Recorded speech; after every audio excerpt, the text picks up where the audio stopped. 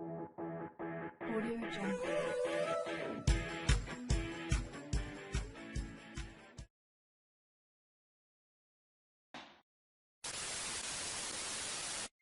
Olá, como estão a todos? Tudo certo? Espero que todos muito bem.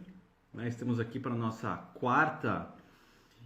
nosso quarto e último ato, né, desse show de 4 aulas que nós tivemos aqui sobre o humor, o uso do humor nas nossas relações, né, relações empresariais, relações organizacionais, relações de família, né, ou como utilizar o humor ao nosso favor.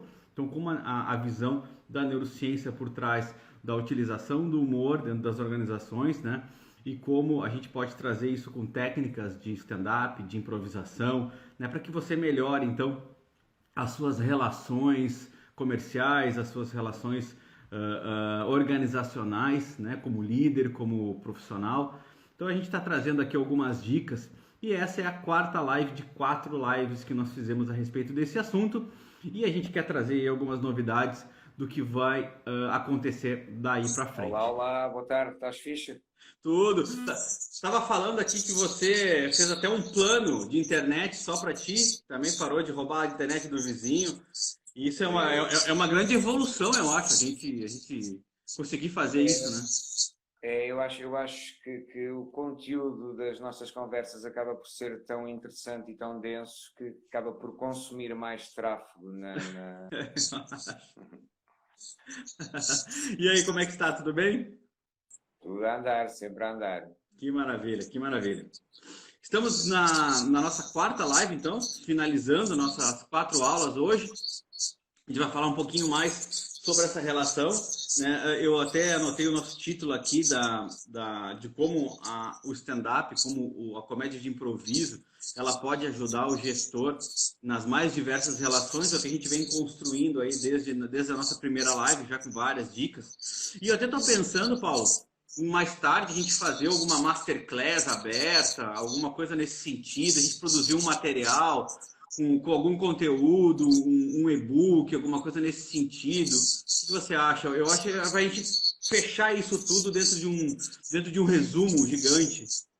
Sem dúvida, acho que vale a pena ao longo aqui destas 3 semanas e hoje também iremos lançar aqui mais algumas achas aqui para a fogueira. Se calhar faz todo o sentido condensarmos toda esta informação e depois avançarmos e esperemos que tenhamos pessoas e haverá com toda a certeza pessoas interessadas. Deixa-me apenas fazer aqui uma pequena ressalva.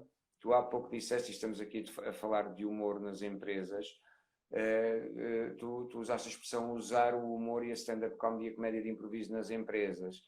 Não será usar de uma forma direta e crua, a não ser que as pessoas estejam a assistir a um espetáculo na empresa, isso é diferente, Claro. mas os gestores podem tirar lições das técnicas que os comediantes e que os improvisadores usam e que os Isso. humoristas geralmente usam para conseguir gerir melhor as equipas e gerir melhor, acima de tudo, pessoas, não é? Isso. É importante você dizer isso, porque assim, a gente não está trazendo um curso de stand-up, a gente não está transformando gestores em comediantes, não é essa a nossa intenção. A nossa intenção é apresentar os benefícios de um ambiente de bom humor para que você consiga alcançar outros tipos de resultados. O que a gente vem falando desde lá a nossa primeira live é que o bom humor ele abre portas, né? Ele abre a mente, ele facilita relações e com isso, obviamente, você consegue ter ambientes mais propícios a aceitarem novas ideias, a estimular a criatividade, a estimular elementos de inovação, que é o que todo mundo pede hoje, né? Sem dúvida, o humor, há aqui duas coisas importantes. Uma delas tu também referiste, que é que o objetivo não é transformar um gestor num comediante, de Exato. todo. Pode haver gestores que consigam, na prática, levar mais humor. Há gestores mais extrovertidos, se calhar um pouco vou pôr aqui umas aspas, porque mais corajosos para, Sim. para arriscarem novas coisas. No entanto, eu trabalho com vários tipos de empresas e há de facto esses gestores que são mais abertos e mais disponíveis, mais extrovertidos e que dão o corpo ao manifesto e praticam o humor de uma forma prática, não é? Salvo o pleonasmo, mas há os gestores que são mais introvertidos, mais sérios. Mesmo para esses, o facto de pensarem como um humorista ou em determinadas situações pensarem como um humorista ou utilizarem técnicas dos humoristas para resolver as coisas, não precisam de pôr o nariz vermelho de palhaço, como é óbvio, ajuda bastante. Ou seja, o humor acaba, não tem que ser ostensivo, digamos assim. Um gestor não tem que ir fazer piadas para usar o humor em seu benefício. Pode pensar como um humorista ou utilizar técnicas que os humoristas utilizam para resolver questões dentro das equipas e dentro da empresa. E depois há outra questão também importante que tu falaste, é que, sim, de facto, o humor é inovação. Ou seja, o humor é inovação constante. Um comediante de stand-up comedy ou um improvisador, quando tem que criar material novo, tem que criar situações novas, tem que criar piadas novas, portanto, e é alguém treinado a inovar, é um inovador nato, um humorista é sempre um inovador nato. Claro. E alguém que é um inovador nato ou que utiliza a inovação como a base do seu trabalho, tem, obviamente, ideias e procedimentos que depois são transversais ao resto, e a nós, como seres humanos, e às empresas. Não, e sabe que assim, isso é tão incrível que eu estou me desafiando a montar um roteiro para fazer um stand-up. Eu estou me desafiando a isso. Só que o meu stand-up, eu quero fazer um stand-up como se eu fosse ensinar neurociência às pessoas de uma forma divertida. E está sendo um exercício fantástico, porque assim, eu já dei aula sobre neurociência, sobre várias perspectivas, sobre vários aspectos, sobre vários contextos. Cada contexto que alguém me pede, eu tenho que fazer a adaptação e enxergar aquela linha de estudo por determinado contexto. Mas quando você monta um texto para que você ensine de uma maneira engraçada a neurociência, é algo fantástico, porque assim, a gente nunca pensou em ensinar alguma coisa com um bom humor. E o resultado disso é fantástico, porque ao mesmo tempo que você diverte, você consegue passar a sua mensagem de uma forma muito mais fluida. Então, assim, menos cansativa, divertida e que você pode passar mensagens importantes também de uma forma engraçada, de uma forma divertida, né? E eu acho que esse é um grande desafio que todo mundo deveria fazer, sabe? Pegar o seu assunto, ou aquele assunto que é mais complicado, sei lá, você é um professor de matemática, você tem que ensinar matemática. Pô, experimenta tentar ensinar matemática de uma forma divertida. Veja o resultado que você vai ter. Você é professor de história. Imagine explicar a história de uma maneira divertida, dentro de um contexto divertido. Olha o engajamento que isso traz para o seu público. Ao mesmo tempo que você pode falar, sei lá, vou ensinar biologia. Vou tentar ensinar biologia de uma forma divertida. Sempre existe um viés divertido em tudo. Porque o que eu imagino? Se existe o viés sério e o viés chato, por que não pode existir o viés divertido? Quantas comédias existem por aí que, sei lá, mostram você rir num funeral, por exemplo, num filme de comédia? Quer dizer, existe graça em tudo. Só que você tem que enxergar esse lado positivo. E quando você se exercita a fazer isso, é o caso que eu estou fazendo agora, é fantástico, assim, porque você tem que imaginar situações, ao mesmo tempo que você não pode fugir do seu roteiro, porque você tem uma linha de ensino para fazer. E é um exercício fantástico, assim, eu estou me usando como laboratório, Paulo, do nosso projeto. Sim. Quando tu estás a preparar um texto em que queres passar ensinamentos de neurociência de uma forma divertida, há aqui duas coisas. Quando nós ensinamos algo ou comunicamos algo de uma forma divertida, considera isso como bons preliminares. Ok? Portanto, acho que toda a gente que está aqui a assistir-nos tem noção da importância dos preliminares. Portanto, eu não sei, eles agora devem manifestar-se eventualmente, mas o humor humor é uma espécie de lubrificante social Verdade. que torna o interlocutor mais permeável e nós podemos utilizar ferramentas ou técnicas, pequenas técnicas do humor para comunicar ensinamentos ou comunicar qualquer mensagem. Portanto, e isso é um desafio interessante. Agora, quando tu estás em palco, aquilo que tens que parecer e tens que ser, preferencialmente, é genuíno. Exato. Ou seja, o teu lado humano tem que estar exposto. Não pode, um ator está protegido pela personagem. Um stand-up comedian ou um improvisador tem que mostrar o lado humano e o lado humano tem que estar presente. Porquê? Porque se nós mostramos o nosso lado humano em palco, vamos criar identificação, porque toda a gente é humana à partida, a não ser que seja uma audiência de androides, mas assim também não riam, não é? Portanto, também não valia a pena. Mas sim, o humor serve para passar ensinamentos e mais. Normalmente as pessoas lembram-se de situações mais agradáveis ou que envolvem algum prazer, e o humor acaba por ser prazer. Exato. E nós com uma piada, ou temos uma determinada informação, se a embrulharmos numa piada ou numa analogia engraçada, isso aí vai fazer com que essa informação fique mais tempo na memória de quem está do outro lado. É isso. Exatamente isso que eu estou descobrindo. Claro, eu já sabia disso, porque eu trabalho muito com essas questões de passar a minha mensagem de formas diferentes para que você consiga captar. Mas o que eu estou percebendo é exatamente isso. Que quando eu estou montando esse texto e esse texto está se tornando algo com um propósito para divertir, você registra muito mais essa informação, porque você guarda essa informação na sua memória como algo fácil de lembrar. Porque foi algo engraçado, que te tocou de alguma forma, sabe? E outra coisa interessante, que eu acho que as pessoas ainda não perceberam o potencial dessas lives que nós estamos montando aqui e desse ensinamento que a gente quer passar para as pessoas.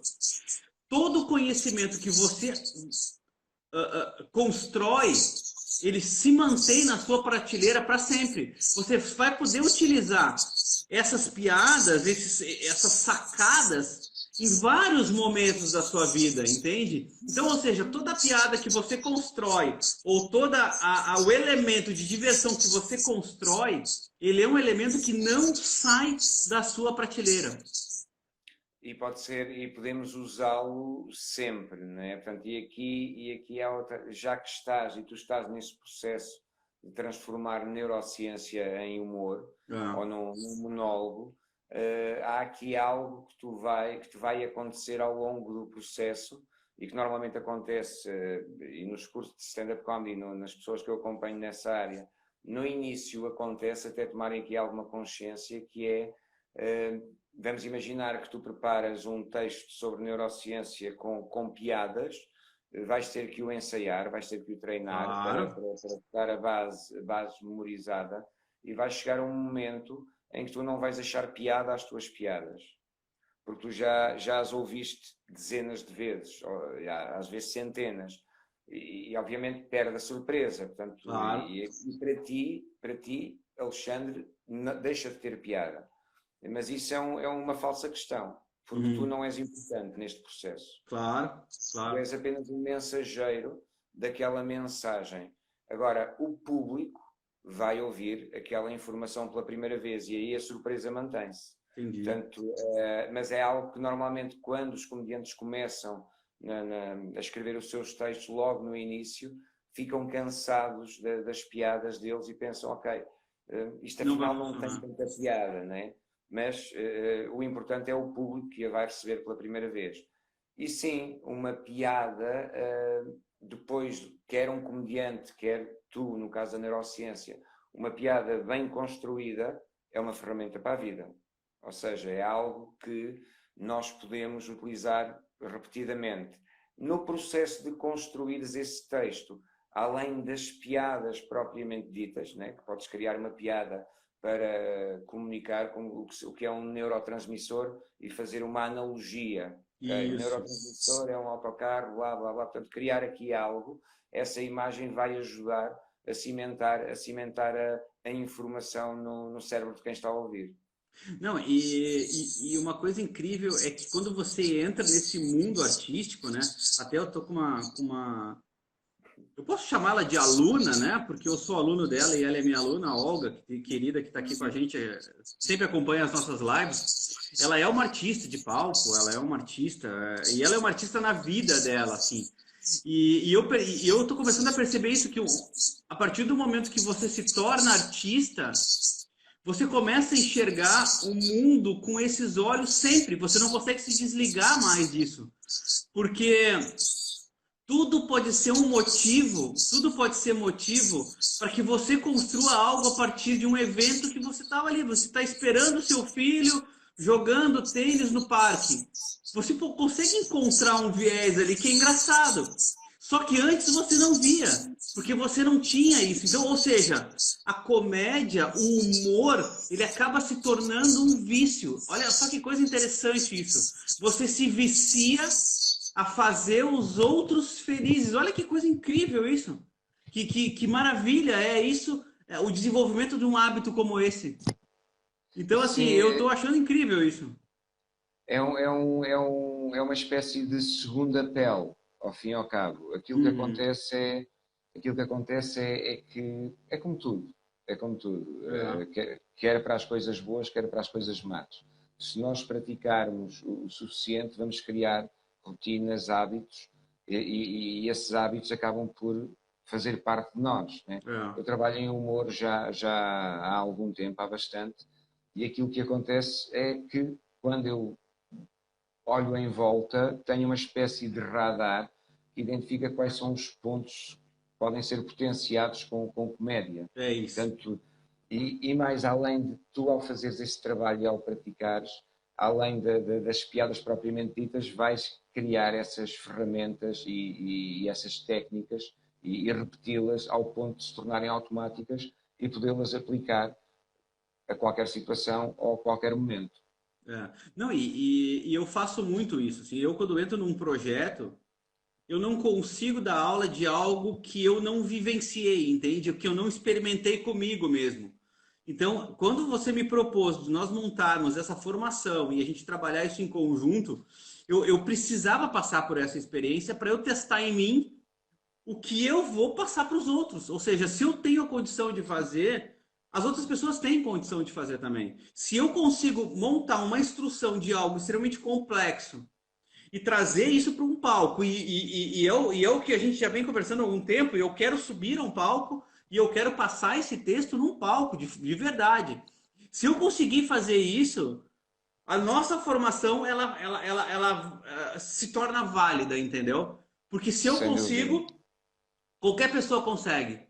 Então, assim, e eu enfrento e eu estou mapeando esses meus desafios, eu estou mapeando essas dificuldades, apesar de cada um ter um tipo de dificuldade, eu tenho algumas vantagens em relação a muitas pessoas, porque como eu sou professor e eu dou aula, eu me dou muito bem em frente a um palco, eu adoro o público, mas ao mesmo tempo eu não consigo mentir sobre algo que eu não acredite, eu não consigo dar uma aula de algo que eu não acredite.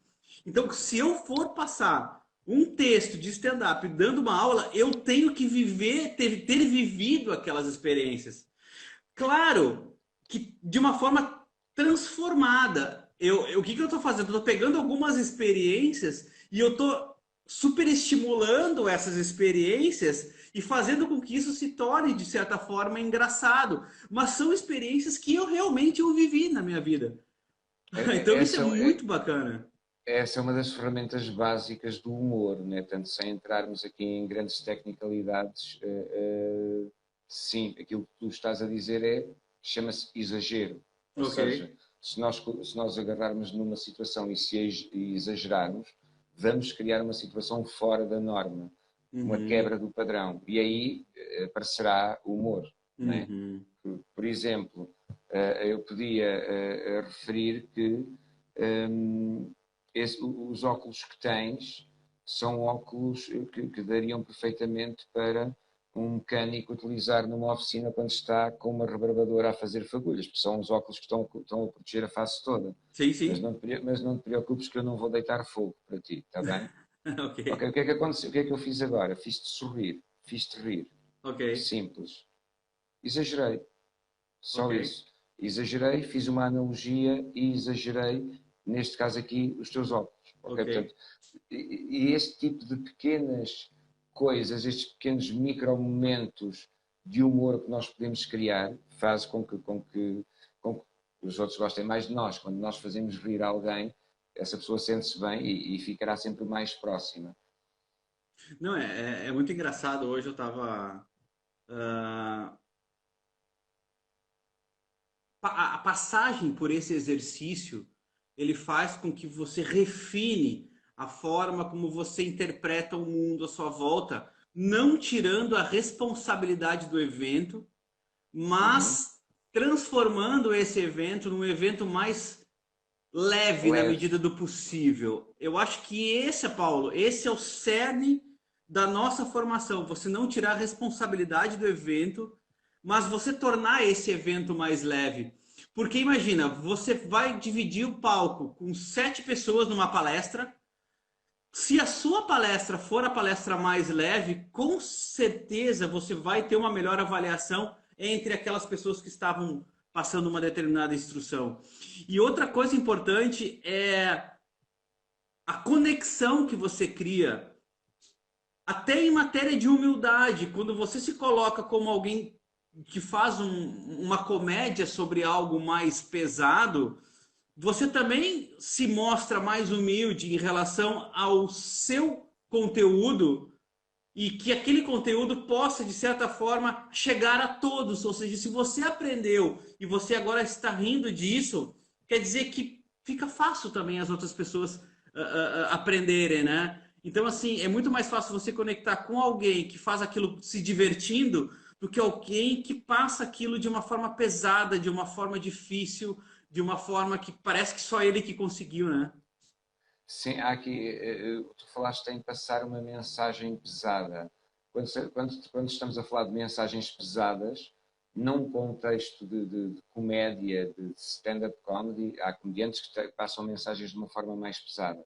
Num contexto empresarial ou num contexto de formação, temos que ter atenção às mensagens pesadas e abordá-las sempre pelo lado, a torná-las mais ligeiras e ter cuidado, porque uma mensagem pesada, ou um tema pesado, ou um tópico de alguma forma menos, mais quente, digamos assim, pode criar alguns anticorpos na audiência. Há aqui uma coisa também interessante, que é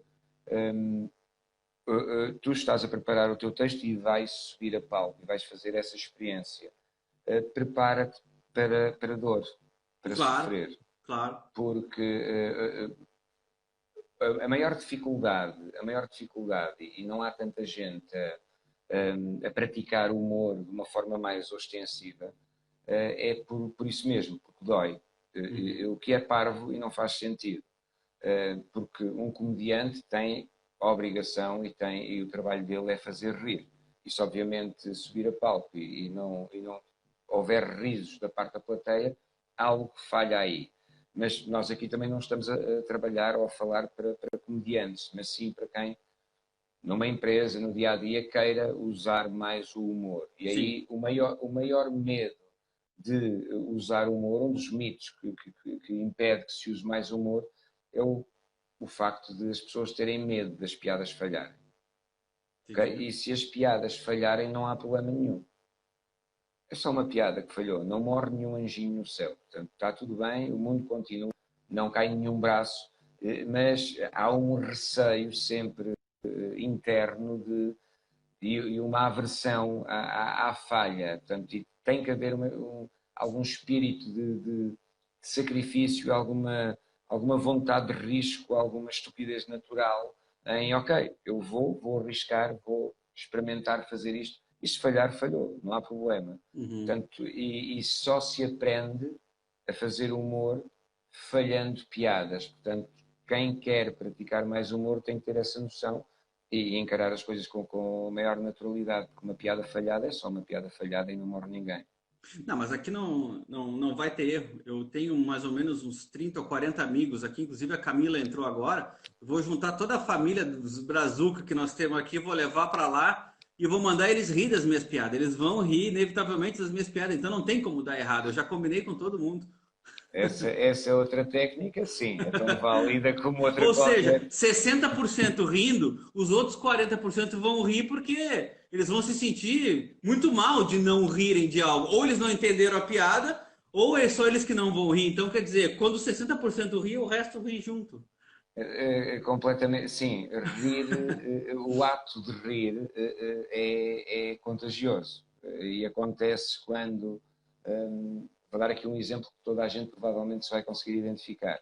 Quando nós, imaginem, entras numa festa e Uhum. há muita gente, mas mais afastado da porta de entrada está um grupo de amigos teus. São os teus amigos, estão lá, chegaram mais cedo. E tu olhas para eles e eles estão numa gargalhada enorme, estão a Sim, rir-se. sim, Tu, à medida que te vais aproximando, aquilo que acontece naturalmente é que o teu sorriso começa claro, logo. claro, E o rir é tão bom que eu acho que, de uma forma inconsciente, nós somos arrastados para lá. claro, Portanto, claro. é social, ao fim e ao cabo. É contagiante, exatamente, exatamente. Mas e me diz uma coisa, Paulo. Você já deu aula aí para centenas de alunos, se não milhares de alunos, né? Dentro desse contexto, dentro do contexto para desenvolver profissionais do stand-up, pessoas que querem viver disso, pessoas que querem Uhum. ter uma vida, dividir a sua vida com o palco realmente, e pessoas que não, que pessoas que querem aprender as técnicas para a sua vida mesmo, Ou para o trabalho, sim. para o trabalho, é. Dentro dessa trajetória que você tem, qual é a maior dificuldade que você percebe para as pessoas que querem fazer o stand-up de palco e para a pessoa que quer utilizar as técnicas para a sua vida profissional ou para conhecer as técnicas? Qual é sei lá, a maior dificuldade que você vê de cada pessoa? Quer, quer para uns, quer para outros. E sim, em stand-up comedy já foram mais de 1000 alunos e nas empresas foram largos milhares, porque já trabalho para empresas com formações de humor na comunicação, humor nas Sim. vendas, humor e liderança, já há 12 anos, há 11 anos. A maior dificuldade é sempre a mesma. A maior dificuldade não é aprender as técnicas de escrita de humor, a maior dificuldade não é aprender as dinâmicas que podemos criar ou não, a maior dificuldade é perceber que quanto mais desprotegidos nós estivermos, mais protegidos nós estamos.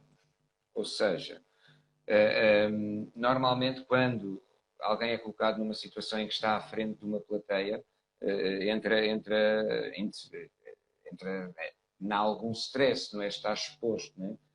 E a dificuldade é nós deixarmos cair a capa e não direi sermos nós próprios, mas estarmos abertos para o público e não estarmos a proteger ou a defender.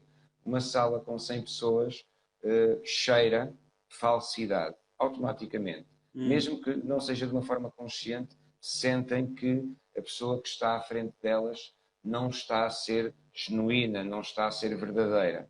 E essa verdade é despojar-te das tuas defesas, abrires o peito e dizeres, ok, eu estou aqui, aconteça o que acontecer, é a maior dificuldade. uhum, Há também, no caso das empresas, alguma resistência quando ouvem falar de humor nas uhum, empresas e pensam que o humor é desorganização, é confusão, é galhofa. Não necessariamente. O humor pode ser confusão, galhofa. Dentro de uma empresa, o humor vai transmitir leveza e transmitir bem-estar também às pessoas. Não tem que haver confusão para haver humor. Mas a claro. maior dificuldade é um bocadinho essa, tu conseguires estar à frente de uma plateia ou de um grupo sem defesas, simplesmente a comunicar. E Entendi. se nós estivermos sem defesas, entre aspas, se estivermos abertos, se formos verdadeiros, somos inatacáveis. independentemente do que aconteça.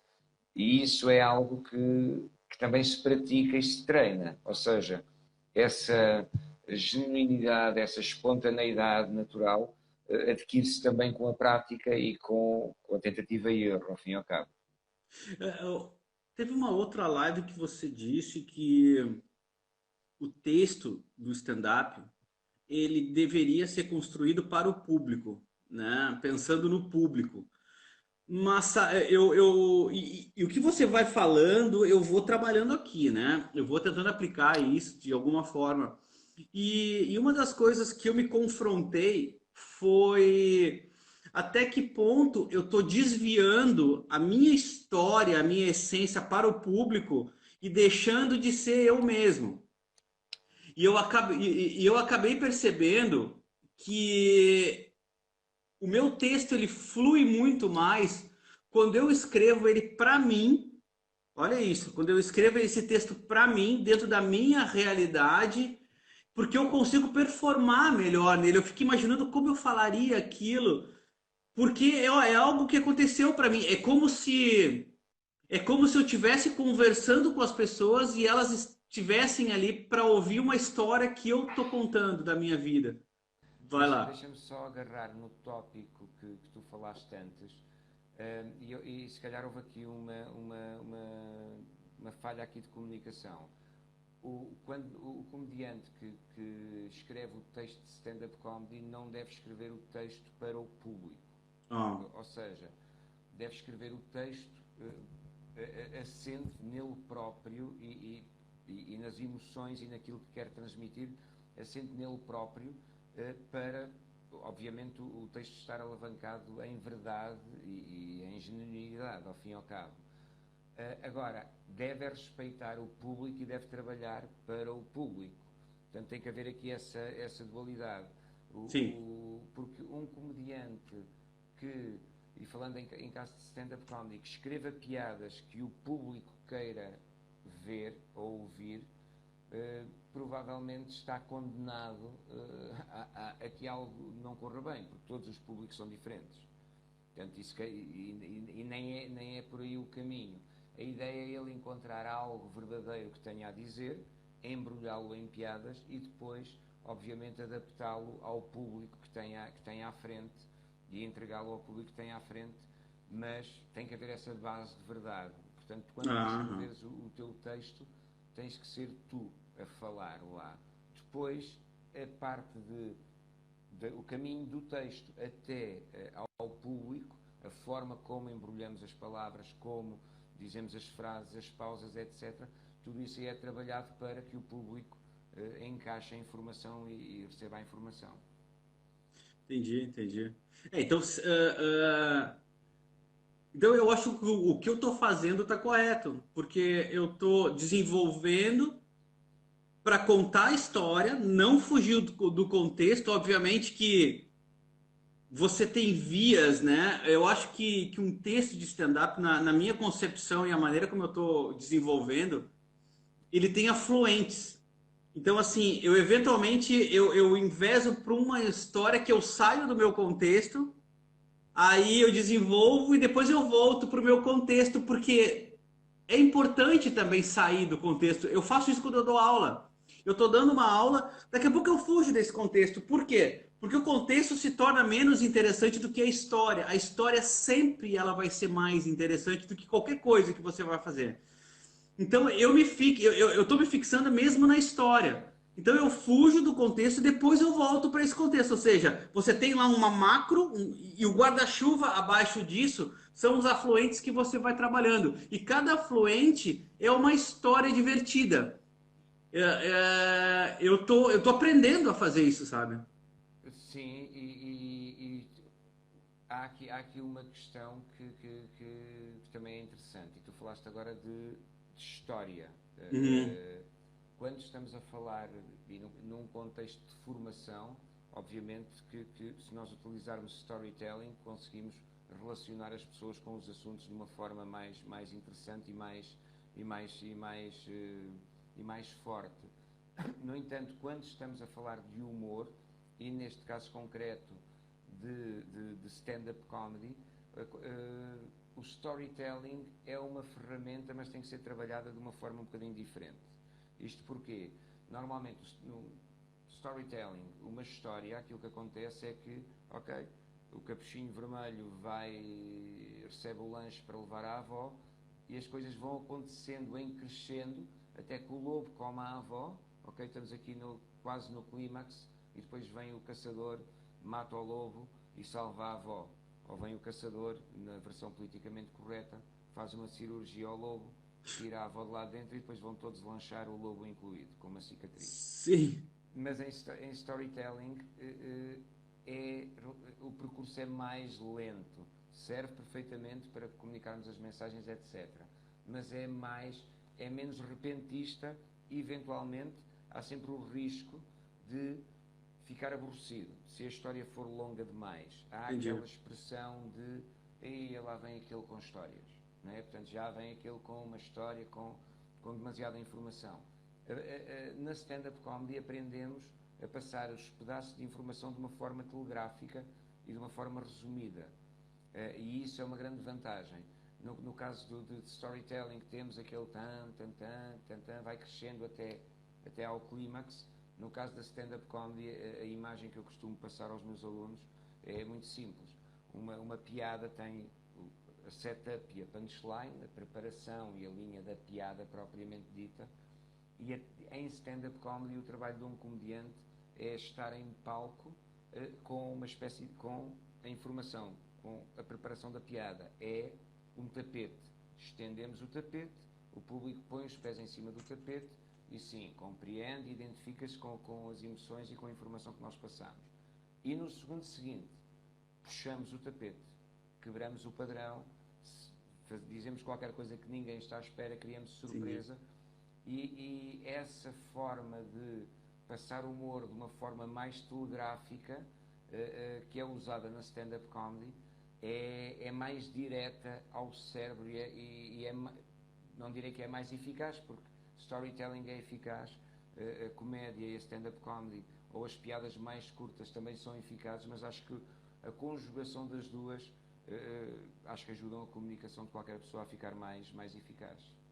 Não, eu estava comentando com amigos esses dias sobre essa questão também, né, desse projeto que a gente tinha e tal, e do que a gente estava desenvolvendo, e que eu realmente estava abrindo mundos novos para mim. Eu tenho essa felicidade, né? A cada projeto que eu entro e que eu faço parcerias com diversas pessoas, eu acabo aprendendo muito do mundo dessa outra pessoa para eu poder encaixar as coisas que eu tenho dentro da minha cabeça nesse mundo, né? E esse mundo do humor é um mundo que sempre me atraiu muito, porque assim, eu acho que a vida tem que ser levada dentro do humor, sabe?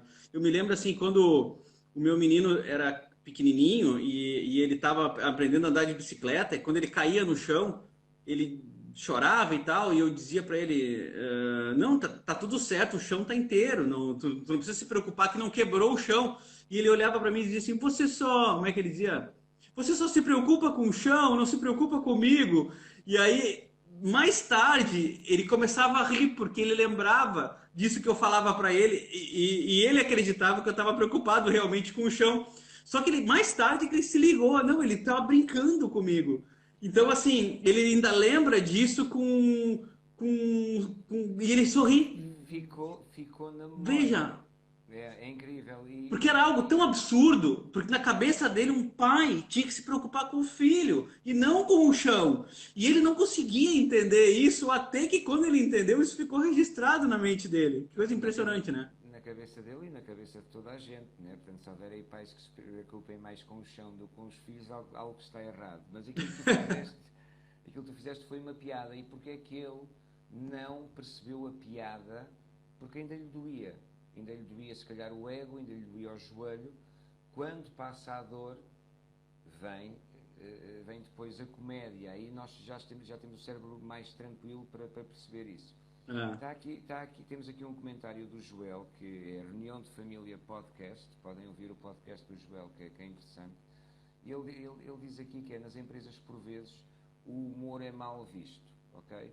E normalmente, isto é verdade, isto é mesmo verdade, infelizmente, muitas das pessoas com quem eu trabalho a nível empresarial, uma das maiores queixas é: ok, eu até sou uma pessoa muito bem disposta, eu uso muito o humor, mas sinto-me inibido em usar mais o humor porque as pessoas olham-me de lado e pensam que, por eu ser uma pessoa mais divertida ou mais comunicativa, que sou menos trabalhador, não levo o meu trabalho a Sim, sério.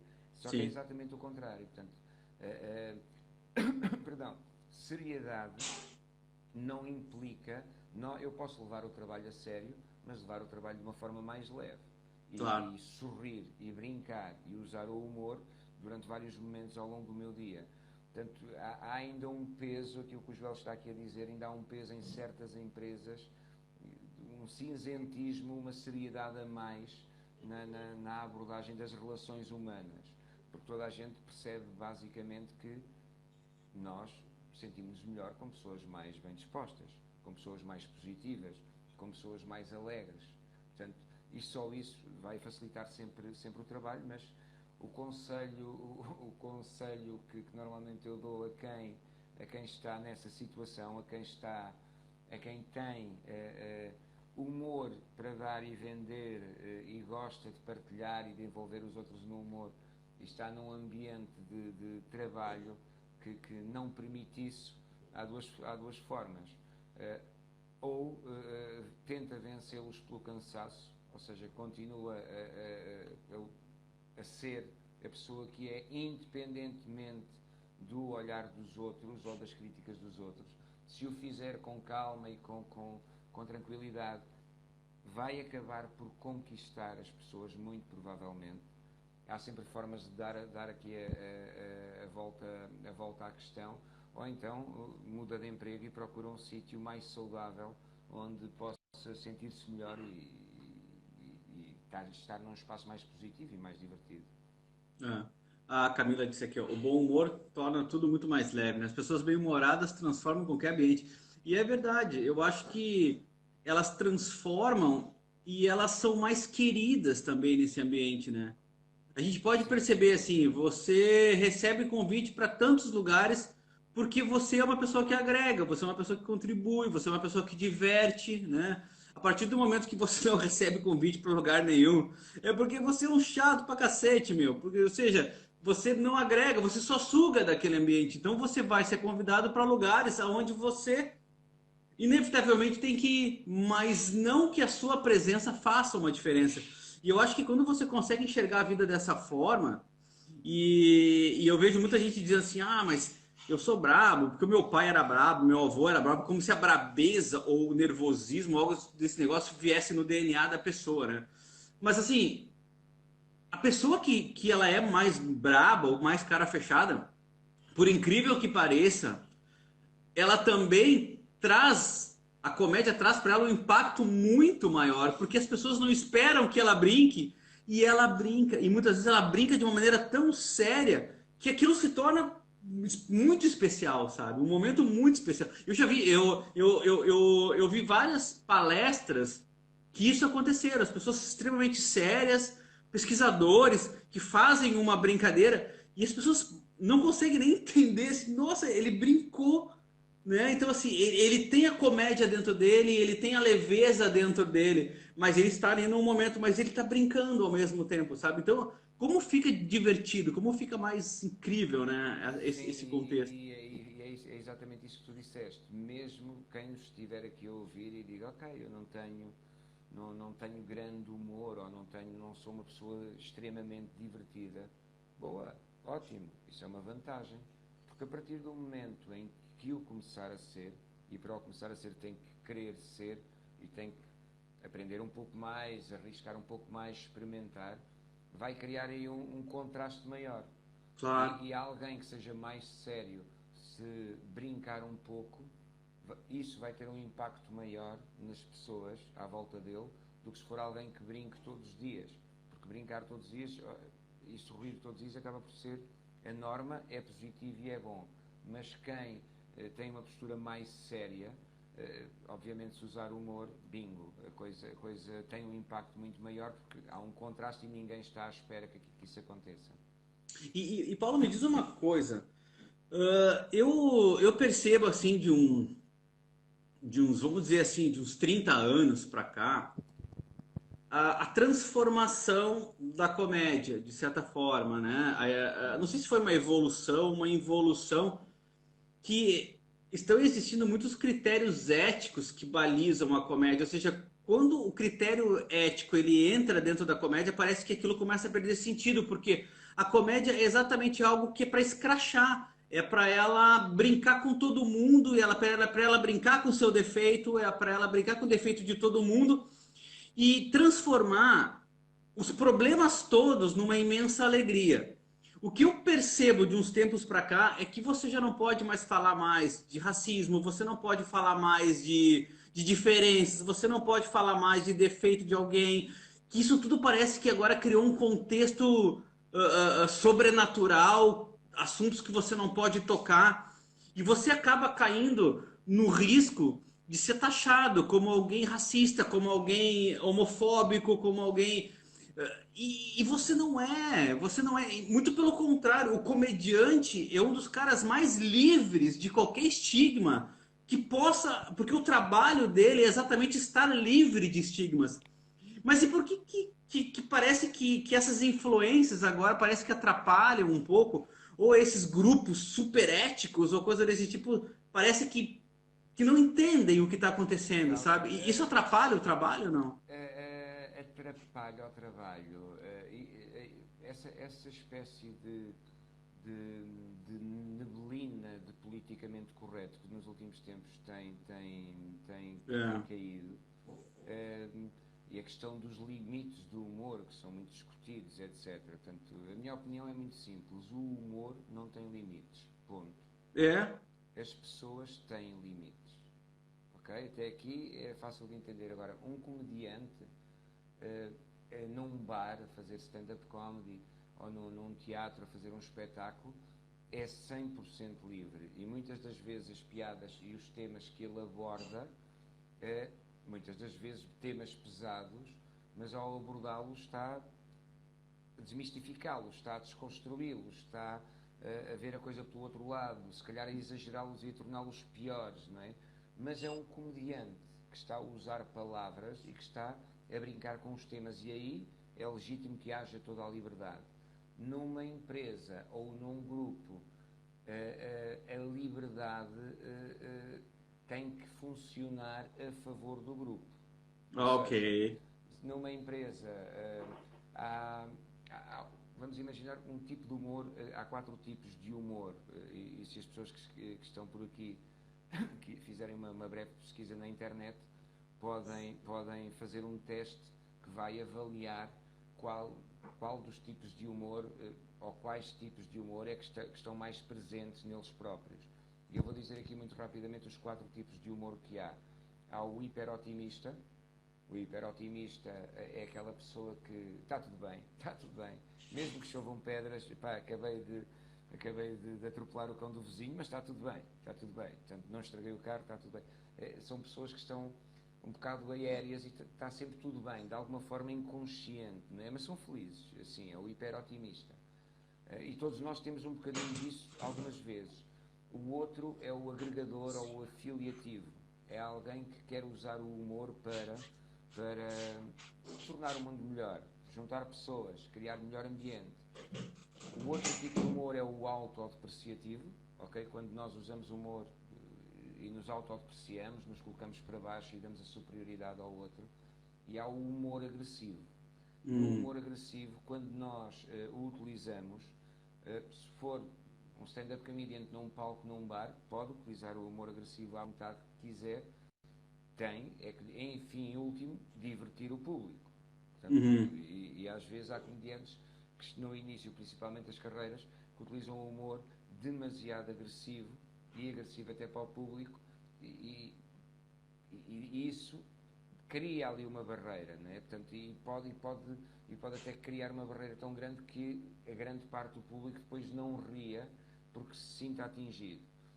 Mas o humor agressivo, e há público para o humor agressivo, é um tipo de humor normal na comédia que pode ser utilizado. Nas empresas ou nos grupos, o cuidado a ter é nunca usar o humor agressivo dentro da equipa contra a equipa. Ou seja, se um chefe fizer uma piada em que ataque de alguma forma um elemento da equipa dele e toda a gente da equipa ria desse elemento, a coisa não vai correr bem. Não vai correr bem primeiro porque esse elemento vai sentir-se atacado e isso cria mau ambiente. Os outros elementos provavelmente pensam, se ele foi atacado eu também serei, portanto tenho que ter cuidado e aumenta ali um bocadinho a barreira.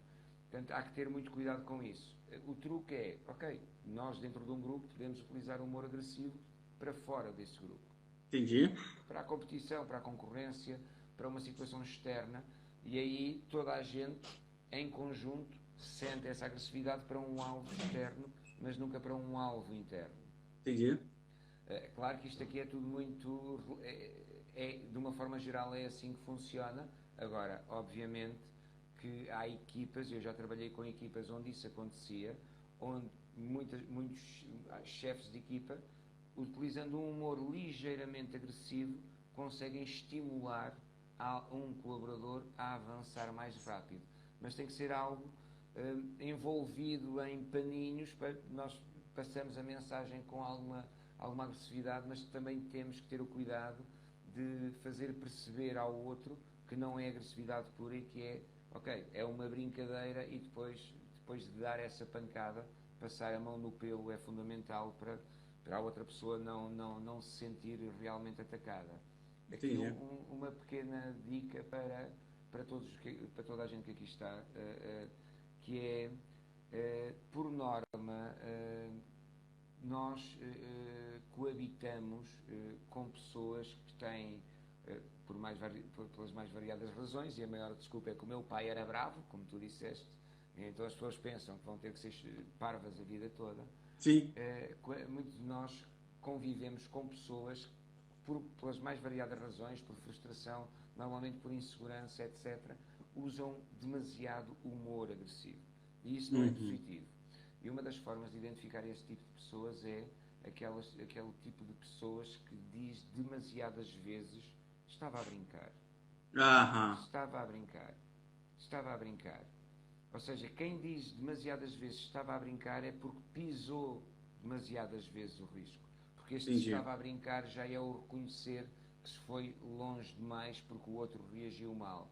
Portanto, se vocês à vossa volta tiverem alguém que diz demasiadas vezes estava a brincar, se calhar está na altura de dizerem, olha, vai brincar com... E depois aqui eu vou deixar um espaço para cada um inserir a palavra que lhe apetecer. Ou seja, ele não entendeu o contexto social, é isso? Ele não tem essa consciência, ou seja, não tem consciência que a forma como ele aborda ou faz as piadas magoa o outro. Ou pior ainda, tem consciência e falo para superiorizar ou para inferiorizar o outro. Isto acontece muitas das vezes em empresas e em grupos onde há alguém mais com mais algum poder, digamos assim, e que usa esse poder para abusar e para ir atacando os outros com piadas. É o humor, mas dentro de uma equipa e dentro de uma empresa, o humor agressivo raramente é positivo. É um tipo de humor que temos que ter cuidado quando o aplicamos. Mas e me diz uma coisa, Paulo. Você treina um gestor para que ele seja uma pessoa mais leve, para que ele se transforme em alguém mais leve, para que ele consiga passar sua mensagem de uma maneira mais leve. O que a gente sabe é que um comportamento leva ao comportamento geral, né? Nós temos o neurônio espelho que ele faz com que as pessoas se adaptem também a esse novo gestor. Se você é um gestor agressivo, você tem uma equipe mais agressiva. Se você é um gestor mais feliz, você tem uma equipe mais feliz. E esse reflexo ele realmente acontece, você vai se modelando.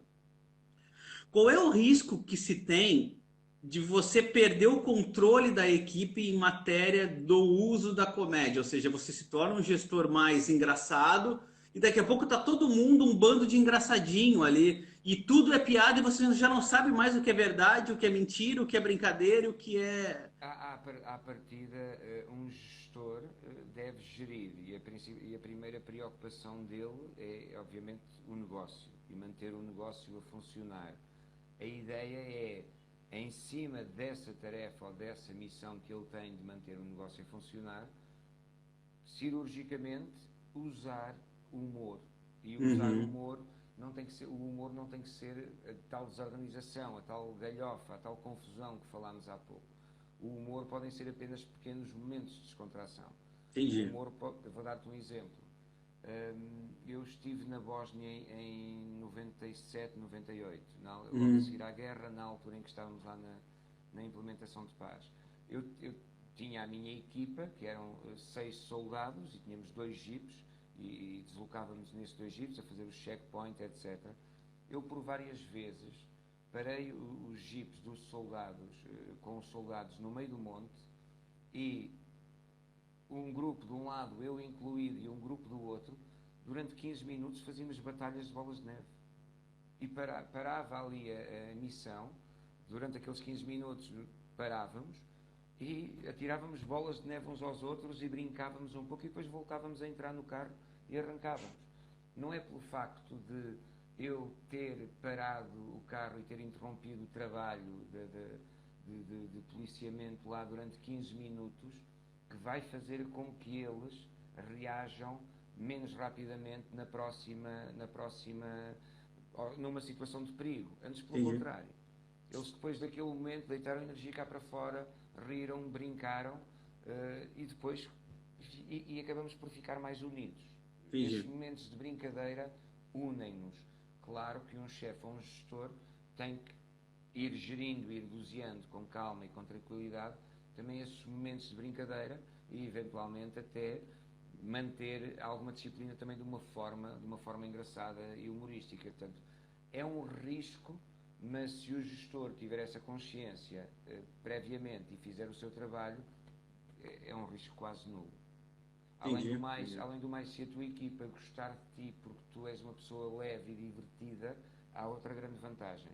Vai ouvir-te mais, vai respeitar-te mais e vai perceber mais a informação que tu lhe passas e o trabalho vai funcionar melhor também. Entendi. Não, e eu acho que o ganho, a probabilidade de ganho, ela sempre é maior, né? Quando você utiliza o humor, utiliza a leveza, né, para passar a informação. Todo o ambiente mais leve é um ambiente mais confortável, ao qual você tende a permanecer mais, né? Isso em todo lugar, né? Você tá aonde você se sente mais confortável. Para a gente encerrar aí o nosso quarto ato, eu queria que a gente passasse algumas dicas assim de como é que a gente pode trabalhar uma organização, um ambiente para que ele se torne mais leve. Eu posso falar algumas coisas aqui que envolvem as questões de neurociência e você pode passar algumas técnicas que envolvem aí o stand-up, a comédia de improviso e tal. Sim, sim. Eu poderia falar que o principal elemento que impulsiona o humor ou a comédia ou o conforto mental por esse lado é a própria serotonina, né? A serotonina, ela é o neurotransmissor que faz com que a gente interaja socialmente. Então eu acho que uma das formas importantes que você consegue compor um ambiente mais estimulante, mais confortável, é a união entre as pessoas. Eu acho que a brincadeira ela é saudável quando ela é feita com todos da mesma forma, sem excluir ou sem você concentrar isso numa pessoa só. Então, quando eu estou dando aula, todos são iguais. Todos são iguais. Tem aquela pessoa que participa mais, tem aquela pessoa que participa menos, mas eu concentro o foco em todas as pessoas. Então, assim, a brincadeira, ela é feita com todos em um determinado momento. Uma das formas de nós, falando aqui em humor e dar uma dica que quem está a ouvir-nos pode fazer essa experiência, que é, normalmente as pessoas têm tendência a proteger-se demais à frente dos outros.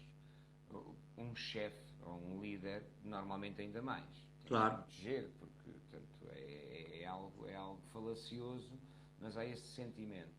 Quando alguém se diminui, brinca consigo próprio, ou goza consigo próprio, isto falando em português, porque gozar consigo próprio no Brasil acaba por ter um significado um bocadinho mais denso, que não é necessariamente mau. Eu acho que Não. não cega, portanto estão à vontade para praticar mais logo. Nada que é biológico é mal. Ok, nada do que é biológico é mau. Acho que é um conselho para levarmos para a vida.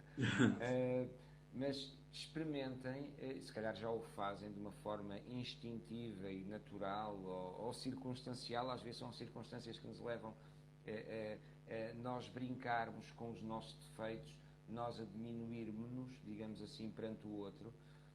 Experimentem fazer isso de uma forma consciente. Ou seja, é muito simples, é uma espécie de micro-experiência científica. Preparam uma ideia ou algo a dizer sobre vocês que vos coloque numa posição inferior, não é? Em que vos tenha acontecido alguma coisa menos boa e vocês façam uma pequena piada com isso, etc. Aproximem-se de alguém que conhecem, ou mais, ou melhor, ou menos melhor, entre aspas, e façam essa experiência. Brinquem e coloquem-se numa posição inferior. Usem o humor autodepreciativo.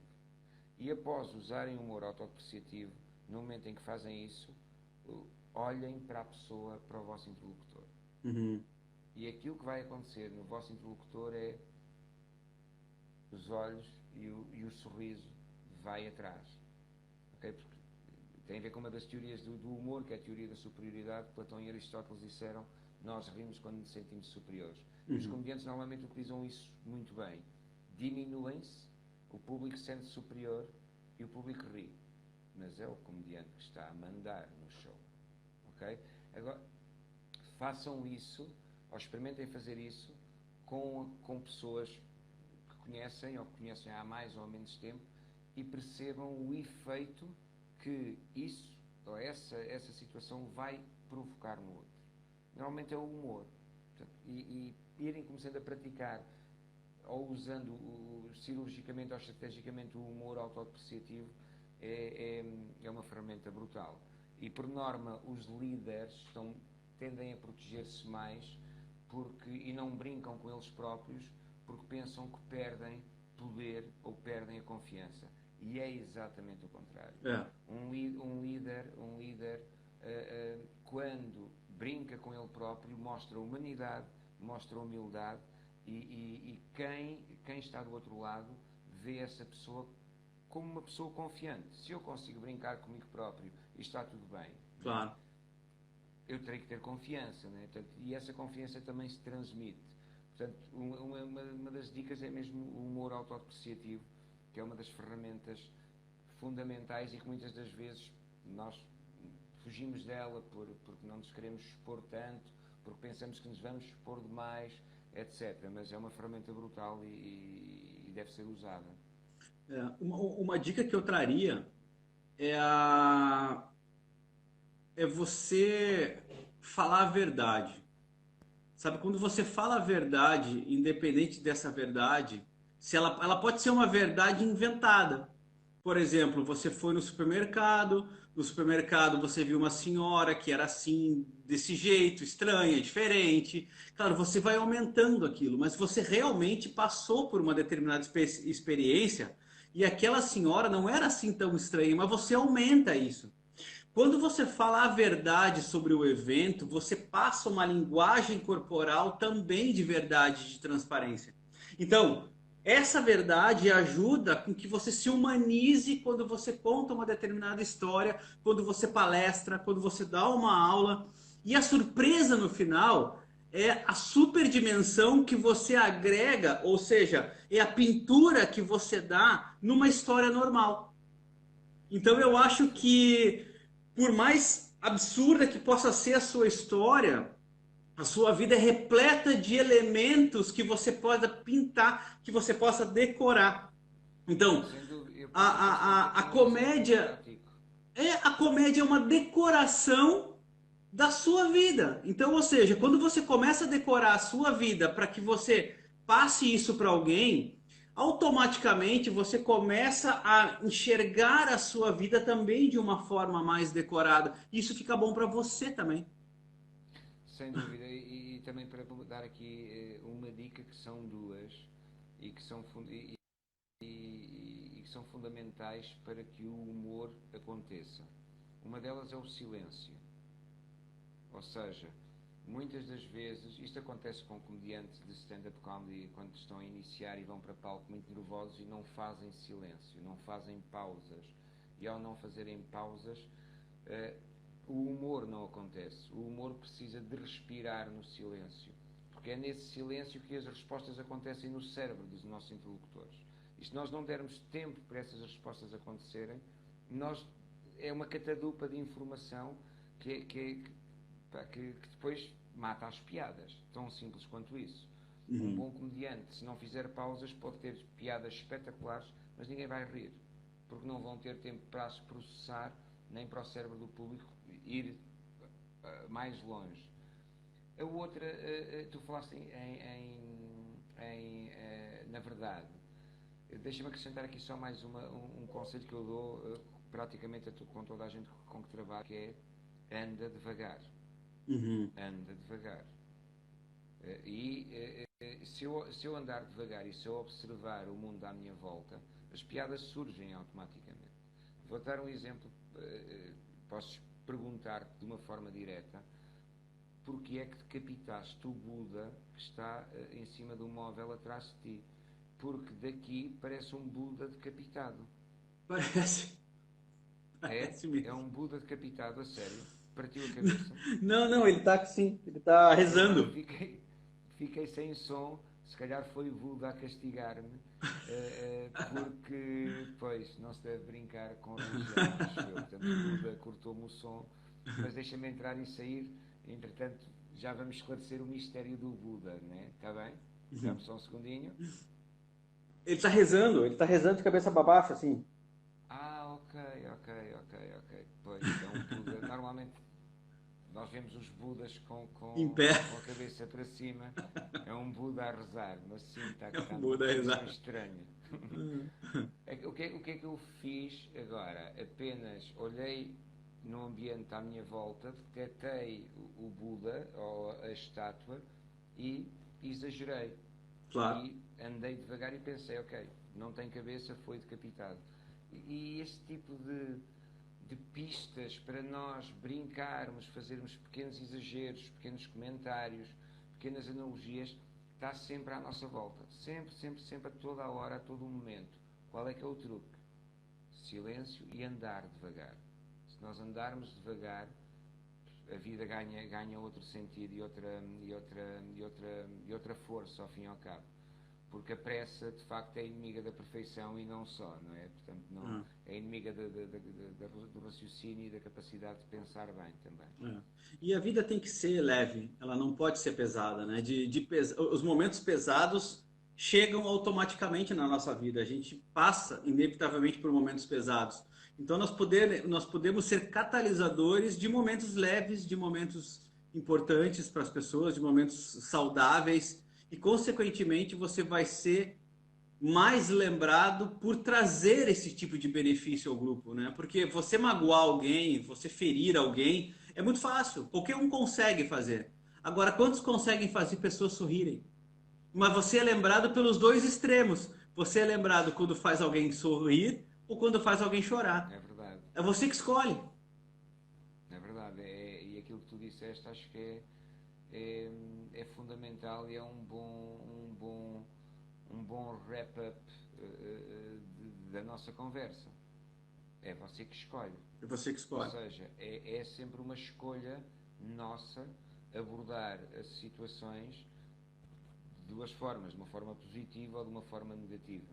Portanto, e de uma forma positiva é sempre melhor, como é óbvio, não é?